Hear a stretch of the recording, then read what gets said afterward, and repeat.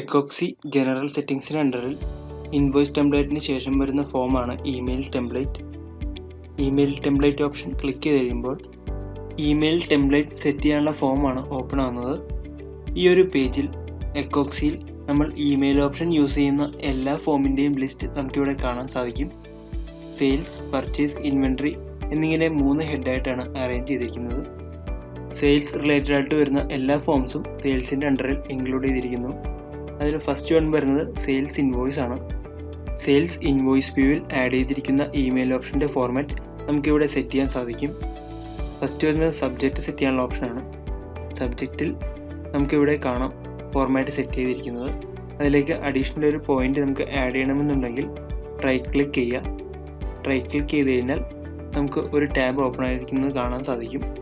ഈ ഒരു ടാബിൽ അവൈലബിൾ ആയിട്ടുള്ള പോയിന്റ്സ് നമുക്ക് എവിടെയാണോ പ്ലേസ് ചെയ്യേണ്ടത് അവിടെ ക്ലിക്ക് ചെയ്തുകൊണ്ട് പ്ലേസ് ചെയ്ത് കഴിഞ്ഞാൽ നമുക്ക് പോയിന്റ്സ് ആഡ് ചെയ്യാൻ സാധിക്കും. ഇമെയിൽ കണ്ടന്റ് ഫോർമാറ്റ് ചെയ്യാൻ ഇവിടെ ഒരു ഫോർമാറ്റ് ഓപ്ഷൻ അവൈലബിൾ ആണ്.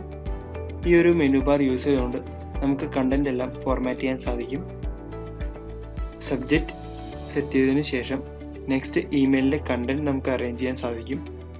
സെയിൽസ് ഇൻവോയ്സിലുള്ള ഇമ്പോർട്ടൻറ്റ് ഡീറ്റെയിൽസ്, അതായത് due date, customer balance, amount, അത്തരത്തിലുള്ള ഡീറ്റെയിൽസ് എല്ലാം നമുക്ക് ഈ ഒരു ഇമെയിൽ കണ്ടന്റിലേക്ക് ആഡ് ചെയ്യണമെന്നുണ്ടെങ്കിൽ എവിടെയാണോ ആഡ് ചെയ്യേണ്ടത് അവിടെ ക്ലിക്ക് ചെയ്യുക. ക്ലിക്ക് ചെയ്തതിന് ശേഷം റൈറ്റ് ക്ലിക്ക് ചെയ്ത് കഴിഞ്ഞാൽ നമുക്ക് ആ ഒരു ടാബ് ഓപ്പൺ ആയിരിക്കും.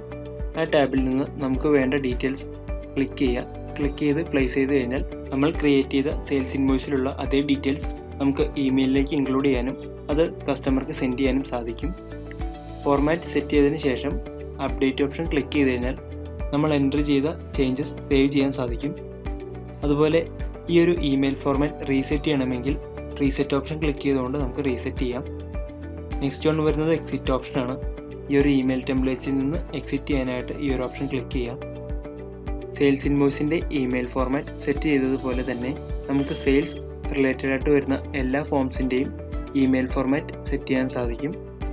സെയിം സെയിൽസ് ഇൻവോയ്സിൽ നമ്മൾ ചെയ്തതുപോലെ തന്നെ എവിടെയാണോ നമുക്ക് ഡീറ്റെയിൽസ് പ്ലേസ് ചെയ്യേണ്ടത് അവിടെ ക്ലിക്ക് ചെയ്തതിന് ശേഷം റൈറ്റ് ബട്ടൺ ക്ലിക്ക് ചെയ്ത് കഴിഞ്ഞാൽ നമുക്ക് ഓരോ ഫോമിൻ്റെയും റിലേറ്റഡ് ആയിട്ട് വരുന്ന ഡീറ്റെയിൽസ് നമുക്ക് കാണാൻ സാധിക്കും. അതിൽ നിന്ന് നമുക്ക് വേണ്ട പോയിന്റ്സ് ക്ലിക്ക് ചെയ്ത് കഴിഞ്ഞാൽ നമുക്കതവിടെ പ്ലേസ് ചെയ്യാൻ സാധിക്കും.